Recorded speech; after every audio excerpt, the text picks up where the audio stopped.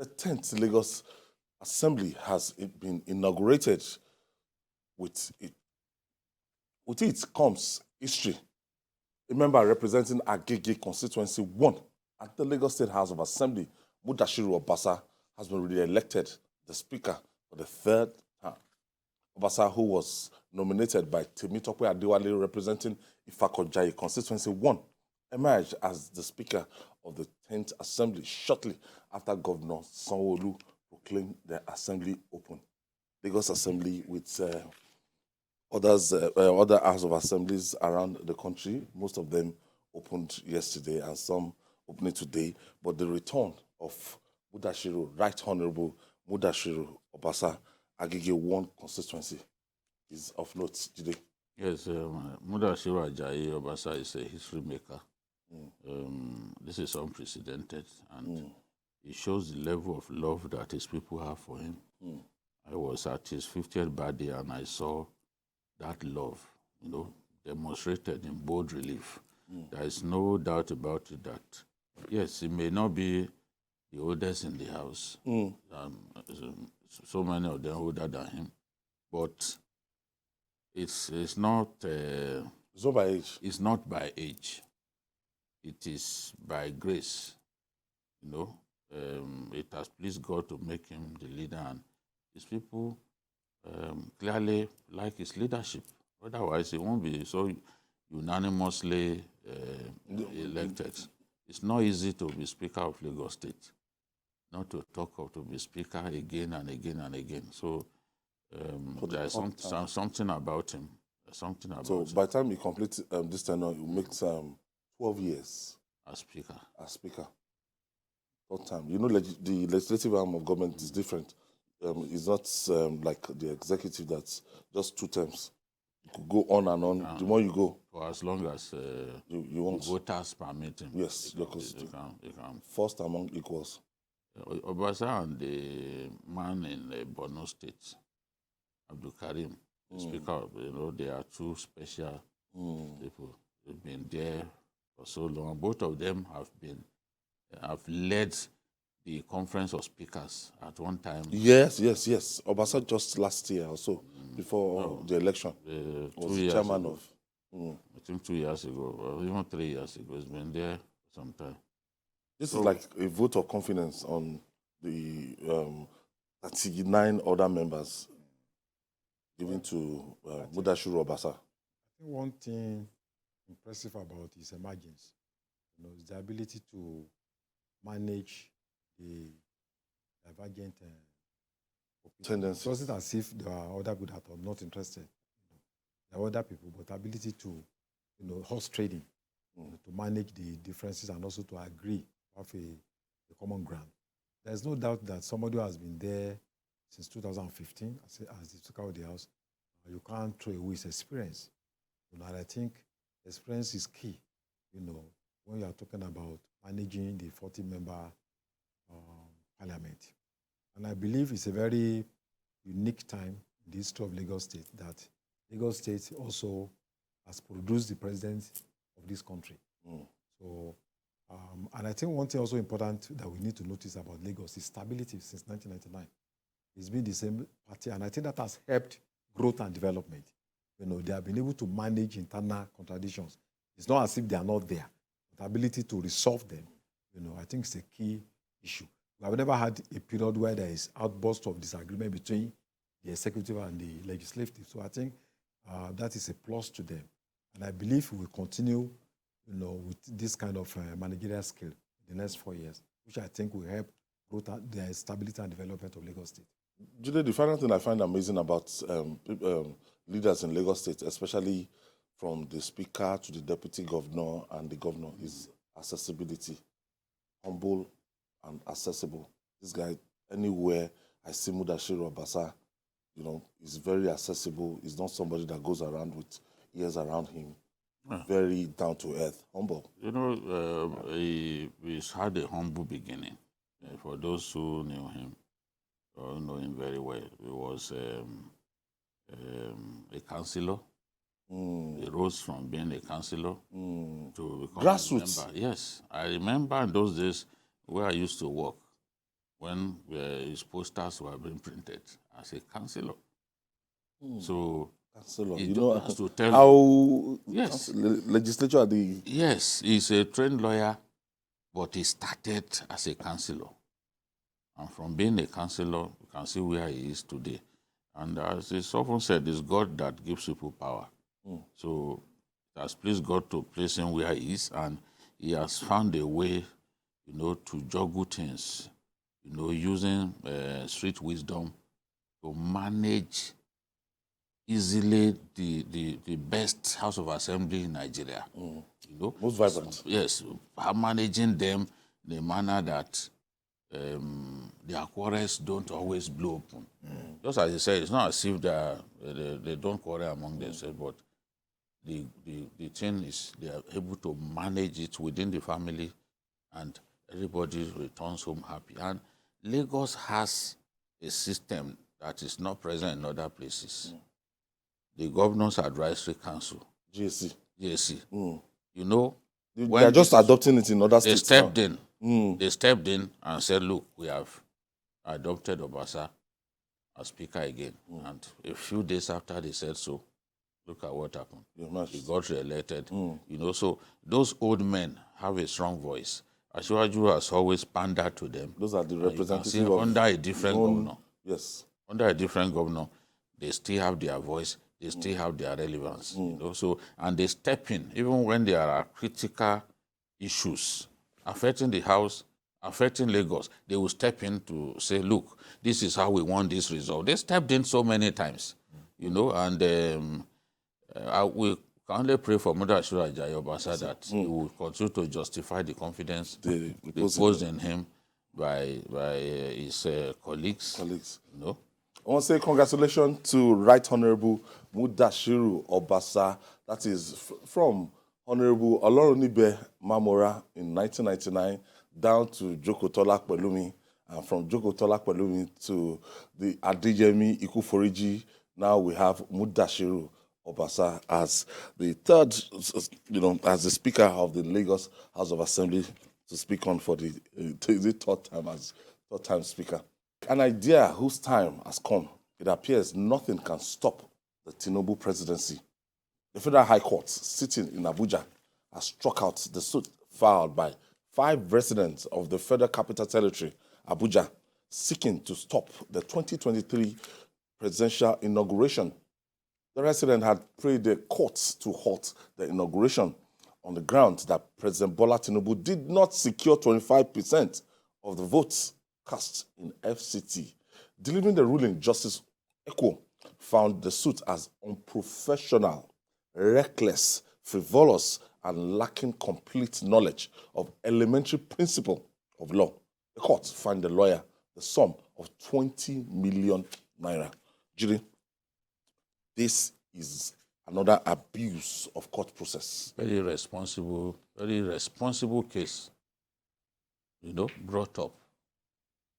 When the judge said it showed a lack of elementary knowledge of the law, this lawyer should have known that you can only challenge the emergence of a president-elect if you took part in the election. You didn't take part in the election, you cannot So sue. you don't have the locus. You have no locus. It's just like you getting up one day and say, okay, I don't like the fact that Sanwo-Olu has emerged. Let me go to court to challenge Sanwo-Olu. Why? You must be a participant. You must have contested with him in that election.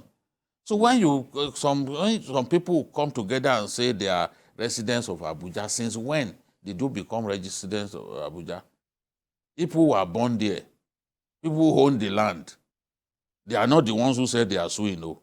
And if any lawyer gathers people for reasons best known to him, that lawyer must know that he must operate within the ambit of the law. We are not lawyers, but we know some of these things. I've been saying this thing. If you've been covering judiciary, if you've been monitoring cases, you will understand these things. I've never covered the judiciary. But you've been an editor, I ask questions. editor of people covering judiciary. Yes, I ask questions. Yes. All the time I ask questions. I know that, and I said it on this program that it was a waste of time because they didn't take part in the election. They have no right to sue. It is Peter Obi that is asking the question at the tribunal that is a valid person. And Atiku Abubakar, who can challenge the emergence of this person. So to go to court and say, okay, if somebody does not have 25%, when you did not contest against him, you did not lose to him. If you lost to him, you can challenge the manner in which the election went, and you can say, okay, I feel wronged, I feel offended, I feel cheated. Lawyers should know some of these things.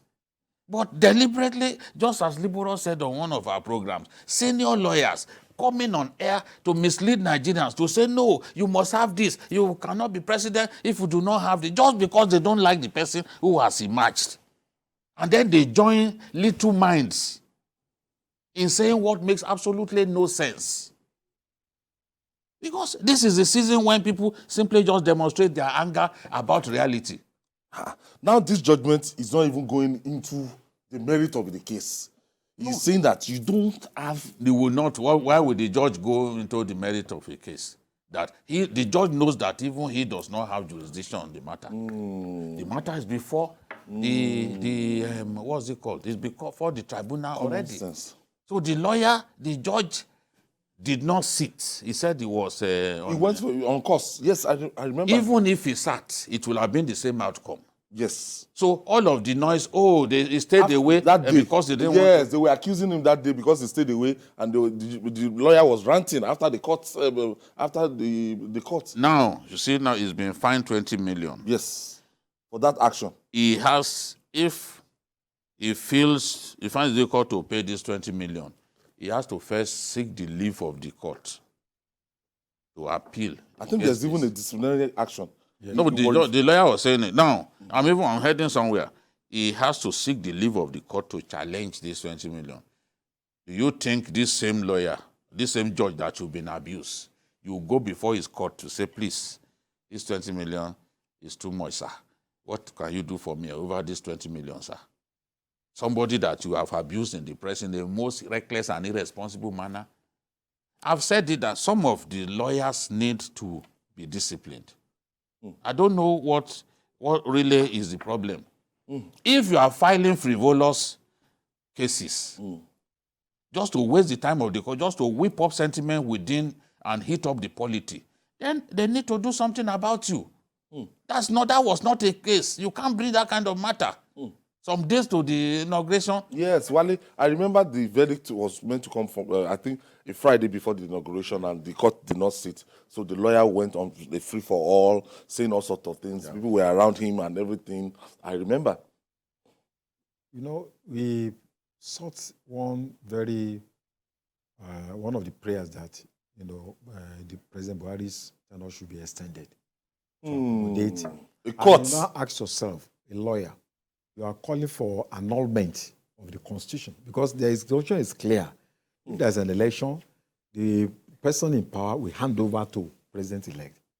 And the court said, apart from the issue of jurisdiction, that this same case is before the election petition tribunal. There are all sorts of people that are just looking for publicity stunt, coming up with all sorts of frivolous cases. And I think I like the courage of that judge.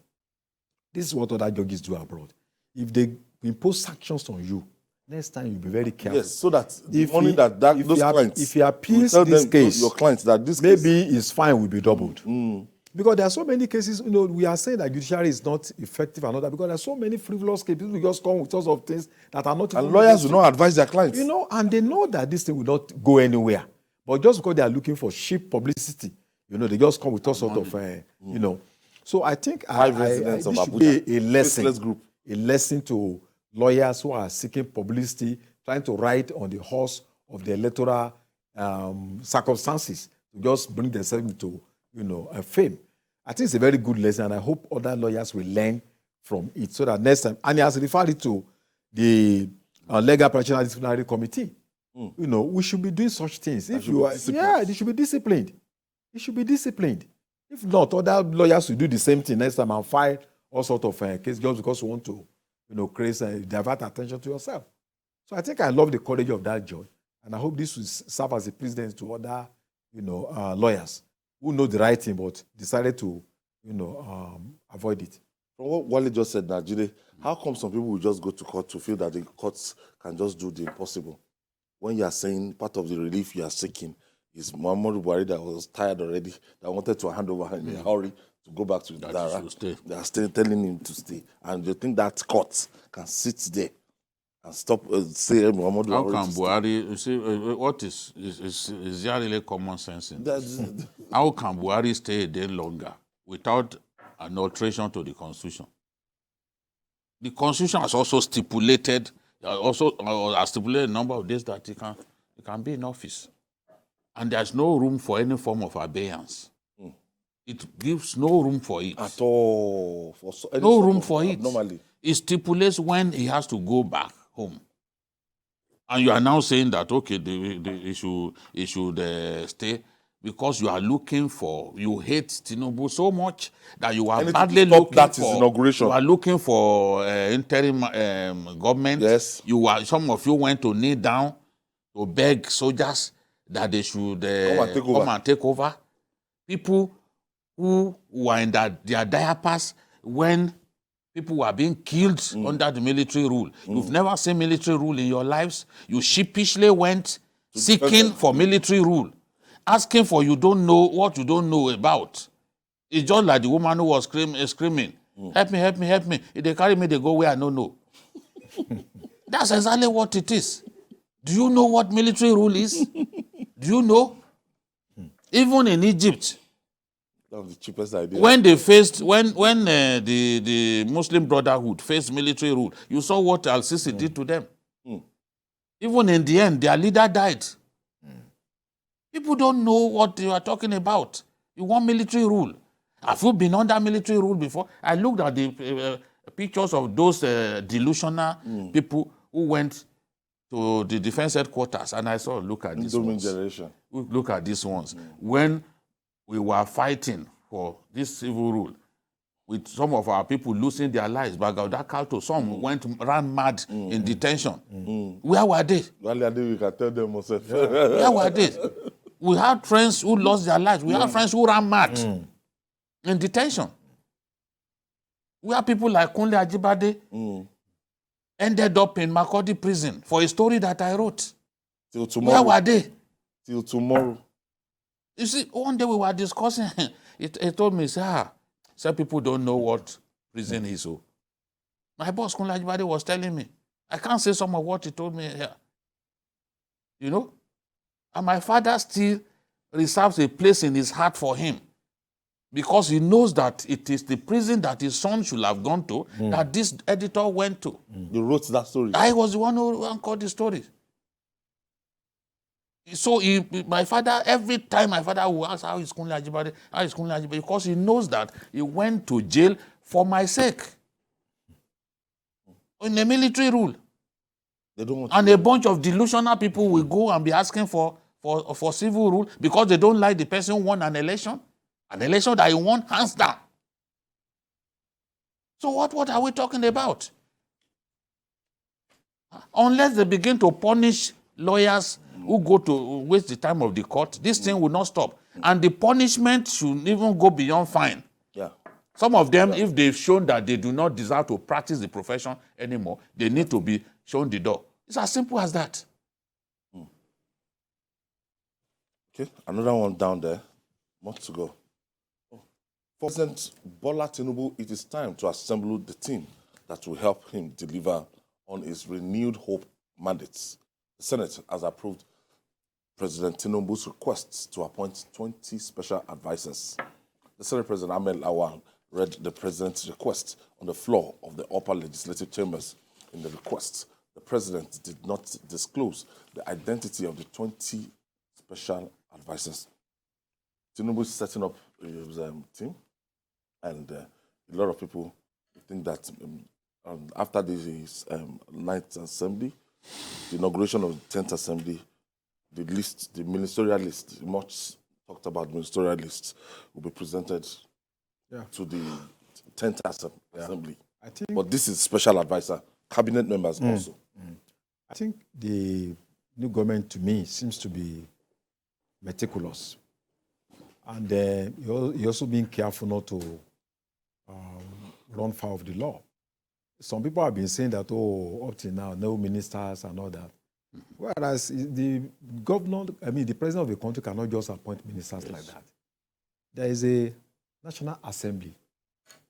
And we expect this current, National Assembly to end its tenure, I think, in a few days' time. 13th. A new National Assembly will come in.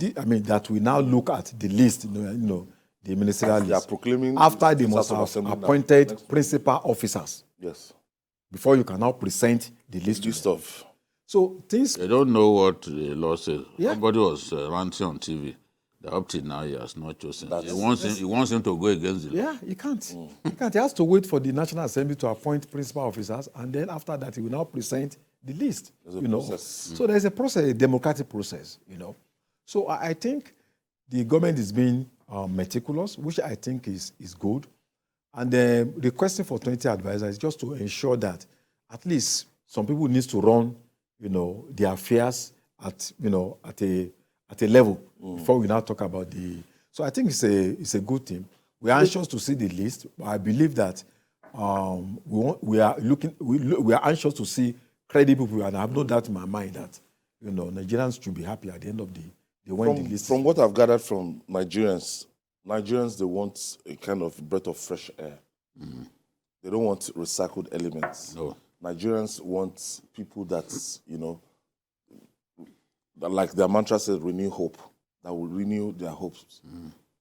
As in, they don't want politicians that we've seen in the past. What is the essence of waiting for 6 months to get me a Lai Mohammed? 6 months. If you remember that time. You're not going to get a Lai Mohammed. You're not going to get a Lai Mohammed. I hope so. You're not going to get a Lai Mohammed. Ashwaju Bola Ahmed Tinubu will find the right people. He knows those who can perform.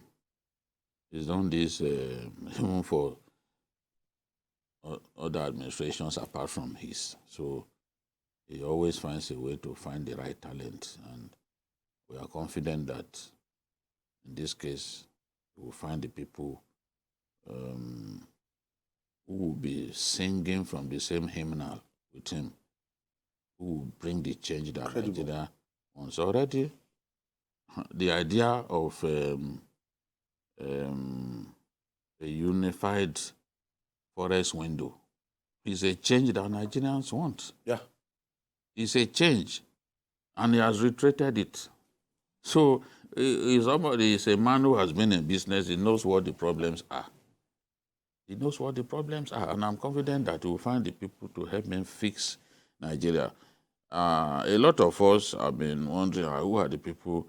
Usually it's media team that by now he ought to have a media team. But you can see that a man who is doing things according to procedure is not simply going to be picking people up and down. He has requested from the Senate to give me a set of individuals, and once the approval is granted, he's going to name them. Yes, he will name them. Everything is proceeding at the right pace. There is no way he will still not use politicians, but he must find the best balance. He must find the right balance. Because politicians helped him. They will help him to office, and he will need them. He will need them. He will need them in But we don't need the cabinet crowded.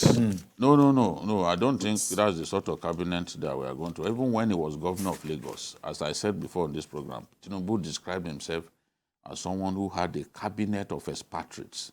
He was referring to the people working with him as expatriates because they are not career politicians.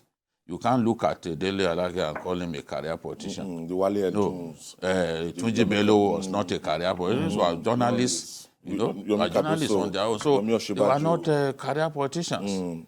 So at the end of the day, that is what Nigerians expect to see. And they will be eager to see whether, in terms of the people that he has chosen, he has plans to change the course of our country. Because if His ministers are saturated by the tired, Some old. old politicians. Some of them, their faces looking like somebody suffering from constipation. The president will come across as somebody who is not serious. So this is what you can give us. That's what they're going to say. So I'm sure he knows that he has to find that balance. And he's been speaking with people. Some of the people that he wants, he's already met them. Some of them abroad, some of them here. You know, so on those occasions when they felt, every time he traveled, they felt he went to take medical care. He was also meeting some of the people that he want to use in his cabinet. You know, they think every time he travels, is to go and treat himself. But it was during one of those journeys that he met Kwankwaso. So if you are on the sick bed, will you have time to be talking to Kwankwaso? You know, I don't understand these people again. Honestly, I don't understand. But we look forward to the best, and hopefully some of the people that we trust will be in that cabinet, and it will make his job easier if he finds the right people. What could have been the baptism of fire for the new administration regarding the national strike has been postponed? The Trade Union Congress of Nigeria, TUC, and the Nigerian Labour Congress, NLC, have shelved their planned nationwide strike following an agreement with the federal government. Organized Labour and the federal government are to meet on June 19 to agree on the implementation of the framework. Meanwhile, one of Nigeria's foremost Labour leaders, Frank Kokori, had described the strike as unnecessary. Let's hear him.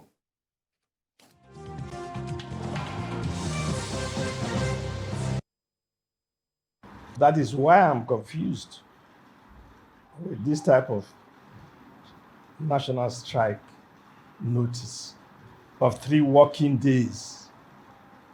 Ultimatum of 3 working days for a national strike. I mean, talking seriously to the labor movement. Who is taking that decision? Where are these type of labor leaders from? You're talking of a national strike, serious, 7 days after inauguration of a government. You're talking of a national strike with 3 days working days notice. Strike of, is it economism? Strike of economism? No, you should at least even give us 14 days notice. Is it a political strike? Even a political strike that is purely political, like what Nupeng did? At least 7 days notice, working days. And you go into dialogue.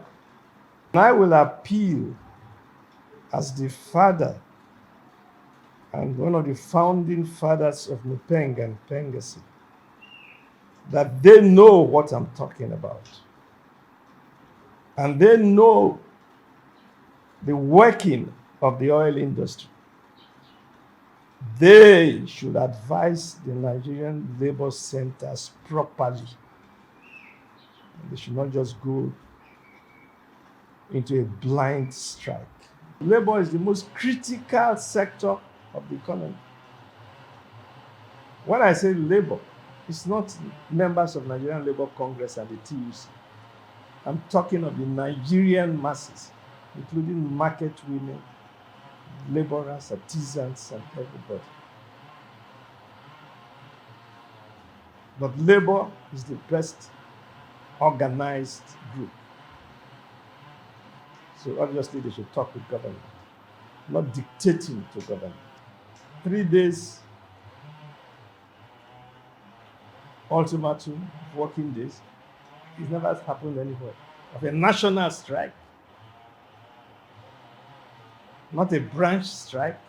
A branch strike takes a minimum of 14 days or 7 days notice.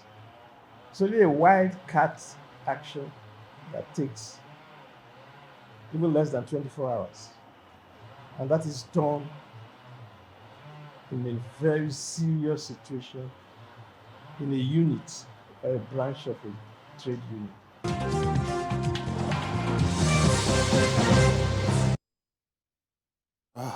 We went all out yesterday. We dedicated an hour on enlightening Nigerians about this strike.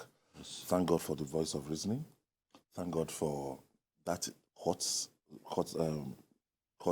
action that was instituted, and that today we are not counting down to something that would have wreaked havoc on the economy that's still in comatose. Yes, I think TUC, as one of the labor centers, needs to be commended for opening their doors to negotiation. You will not always agree with them, but to open their doors for dialogue was a critical step in taking us to where we are. And honestly, labor leadership has to always put the nation first. Must always put the nation first. As I said yesterday, Ajero has to think of not just his own future, but the future of his children. Because if we find ourselves in a situation in which Nigeria gets bankrupt, all of us are going to suffer. It's not the people in government alone. And no matter how much money an individual has packed and put in his bank, it's because you've not seen a serious economic crisis. I'm telling you. That money will amount to nothing. Yes, look at that Naira, during the Naira redesign. Look at what we faced. I'm not even talking about Naira redesign. No, I'm talking about what countries like Greece, like Sri Lanka, are faced. Like, what was it called? Venezuela. That's my own closest That's example. real. Oh, let Nigerians who don't know, let them try to find out how it all began in some of those countries and the extent of the pains that people went through. Because it's easy for people to just open their mouths anyhow. Think of what those ones went through. You have money, you have so much money in the bank, you discover that you can do nothing with it. So we can't allow this subsidy regime to make us bankrupt as a nation. We have reached the point of no return. And labor leaders need to be properly, I think the FG team that is discussing with them, they have to come out, let these people know what's on ground. Because when people talk about money, that they said that they already released money for subsidy up to the end of the month. They need to tell them what is really on ground. That something was budgeted for does not mean that the cash backing was there. Nigeria is broke. This is a fact. Some time ago when I said Nigeria was broke, a columnist was abusing me, and I just shook my head. Today, is it not clear to all of us? A country that spends 96% of its earnings for debt servicing. Is that not the definition of being broke? And then in the first quarter of last year, we spent 118% of what we earned to service debt, which means you already took much more than you earned. Maybe you borrowed money to service debt in the first quarter of last year. During that same period, South Africa spent only 20% of its earnings. So you can see that we are not in good health. And that's why a good number of us oppose the continuation of the subsidy regime. There's no other reason. We are not saying labor should not fight for workers, fight for their members. It's a natural thing. But again, just as Kokori said, you don't embark on this kind of nationwide strike. Nationwide, not even branch, and give only 3 working days notice. And you can't say that you know much more than this man.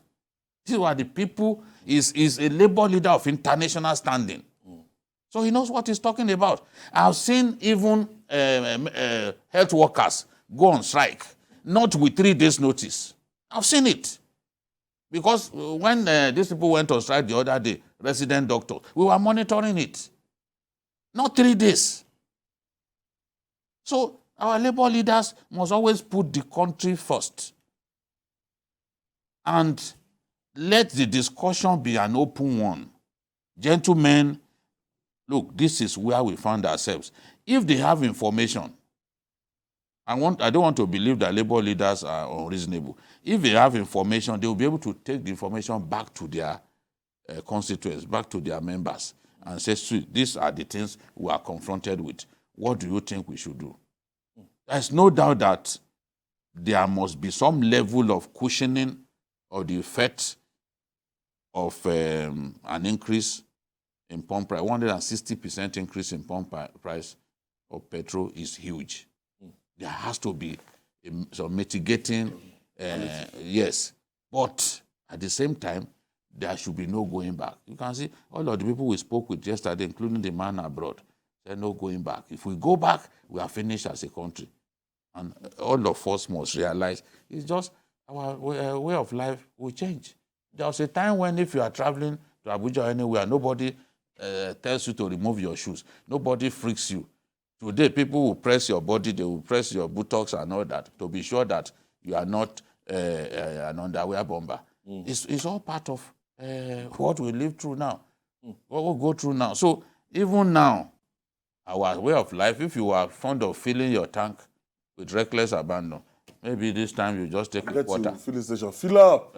You just take, cannot take fill up. Fill up, wow. Fill up. Okay.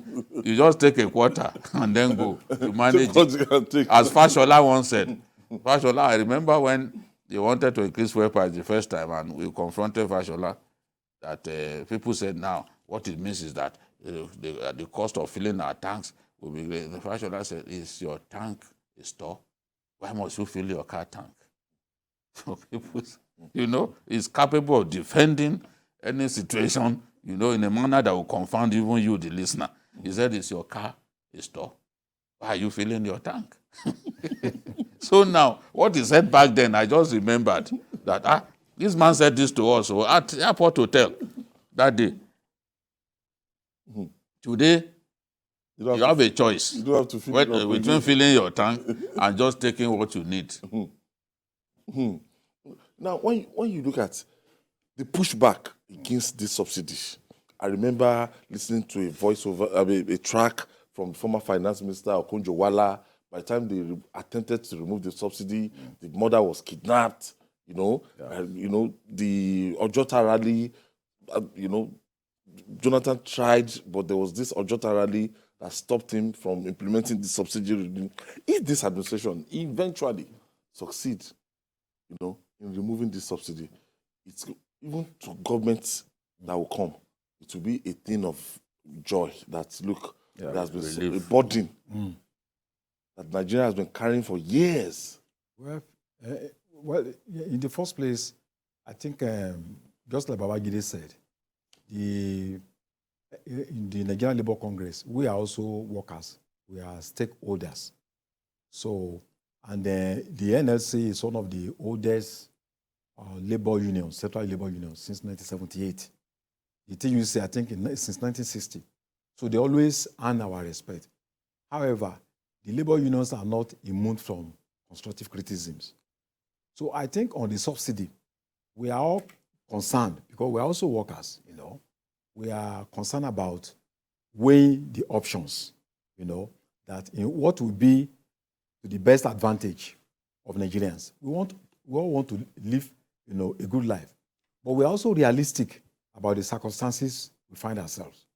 We have 77 trillion debt on the ground, Then even just, I think today, OPEC, part of the recommendations of OPEC is they are going to cut global oil production. So it means that even what has been allocated to Nigeria to stabilize the price globally, we have to go down. But even let's say we are producing 2 million barrels a day. That's just about 1 barrel to about 100 Nigerians. So that's about 500 naira for 1 Nigerian per day.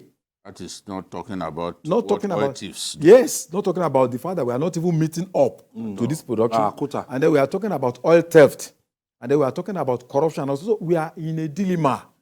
And I think, response to instinct is not what we need at this moment. We need to actually sit down. We need to critically look at the issues beyond sentiment, beyond euphoria. And I think the NLC should see itself as a critical stakeholder, to work with the government to see how they can come out with a common ground that will be able to meet, to allay the fears and aspirations of the mystery that Nigerians are going through. Okay, so let's quickly take this, Brother Wale. Let me stop you there. We continue immediately. We come after this time out. Thank you for staying with us. This is a journalist hangout. Before we went on that break, we were talking about the aftermath of the call-off of strike by the Nigerian Labour Congress and the Trade Union Congress. I think it makes sense, frankly, to take the decision that they have taken. This will also give the other side ample time to think of what they can do by way of mitigating or interventionist measures. So both sides have enough time. Their next meeting is on the 19th of June, which gives enough time for them to think of what to bring to the table. Yes. So we have Mr. Henry Ogbulue online from Abuja. Thank you for staying with us. Yeah, hello. How are you doing? Very well, thank you. My brother, Babaji, you are doing a good job. Thank you. You guys are doing very well. I just want to make a little intervention. All right. About the list Mr. President sent to the National Assembly. Okay. Government actually is a continuum. That is why you've not had the president announce an NSA, for example, or media advisor. The job of the Senate, perspective of this, that this is the 9th Senate. 10th Senate has not been inaugurated. The proclamation will be issued by Mr. President, this same president. But even at that, the way our old democracy is supposed to end. So this work for president. This one is the president is not supposed to give the names of persons to be appointed as advisors to the Senate. And in that case, I must clarify, it is only the Senate that has the power to screen nominees, approve nominees from Mr. President. House Reps doesn't have a power in our system. The only exception is the NDC Act, where it is said, okay, Senate can do the screening of the NDC council members with the cooperation or whatever backing of the House of Reps. But for some advisors, the president needs to get numbers. The ambassador got 15 approval for 15 persons. Yara got approval. Okay. Thank you, Mr. Henry Ogbulue, for your intervention. Okay. So, Jile, moving on. Let's go back to the Nigerian Labour Congress and TUC now. Yes, I'm really impressed with the way the TUC guys, at the risk of people saying that they had fallen out with the NLC, they said, look, we do not believe in a strike. Just like that. They said they will continue the negotiation. As I said, if NLC had not joined the meeting, they would have lost face. Yes. Because it would then seem like, okay, it's TUC. We said it on the program yesterday. Yes, it will seem like it is the TUC that has the clout to negotiate with government, and whatever comes out of it, the TUC will take the credit. So, Ajero and his people, they had a positive rethink, and they joined the meeting. They joined the meeting. Against what we were told before, that the only reason they can join the meeting if they reverse to status quo. Nobody reversed to status quo, but they went back to the meeting. That was the right thing to do. That was what we told them to do. You represent the workers. You can't afford to take this kind of steps. The country is broke. We needed to do something about it. So as you are thinking of the welfare, or about the welfare of your staff, of your colleagues, you must also think of the well-being of the country. If the country becomes bankrupt, we all suffer, including your colleagues. Well, a quick one. Yeah. Part of the proposal that we'll be looking on the 19th, the proposal, TUC proposed a 200,000 naira minimum wage. Now, I don't know. to start When I from read somewhere. that, and I was like, wow. I think Country- both parties needs to be realistic. I hope the NSC used to have research and documentation department. They need to do their research very well and come to the table with figures. That has always been the tradition of labor. So that when you are talking from informed position. This is how much money Nigeria realizes in a day or in a month. Then how these are the figures. How then do we manage? And good enough, we have a chartered accountant as the president of Nigeria. So the NSC should also go back to the boardroom, get his own experts, so that when you are just demanding for 200,000, minimum wage, you must be conscious of the implication of what you are demanding for. So I hope that the NSC will do its own research very well, and not just to bandit figures. And also, I think I'm expecting the NLC to raise the issue of the past probe about subsidy. We don't need to be saying, actually, you must. The non-government organizations should also put pressure on government to ensure that stolen funds, subsidies scam, that people also account for that fund. NSA can play a major role in this so that we can retrieve stolen money. Yeah, you need to identify them. Who are the people collecting this money? Like that, so that's what I expect the NSC to do. And some of the things they need to table, that those who got these funds should be made to account for those funds. So that at the end of the day, and both parties will agree based on the realities of Nigerian economy. At least under Jonathan, some subsidy thieves were punished. Yeah. Yes. Those of them who collected money to bring in fuel based on subsidy and diverted them to Benin Republic to go and sell. Some even sold on the high seas. The product didn't get here. So let's identify those people and bring them to book. In the last 8 years, there must have been a lot of those people. Yes. So where are they? Where are the people who are guilty? You have a lot of reports, probe another. What happens to those people? Trial. What happened to the trial? Wale Adeoye, thank you for your contribution. And the master himself. Thank you. We are here. And that's our offering today. Join us tomorrow for another episode of the program. You can watch the repeat broadcast tonight at 11 p.m. Join us this Sunday from 1:30 to 3:30 p.m. for Journalist Hangout on Sunday. We're on YouTube, youtube.com/TVC News Nigeria. I'm Ayodele Zubaku. Bye for now.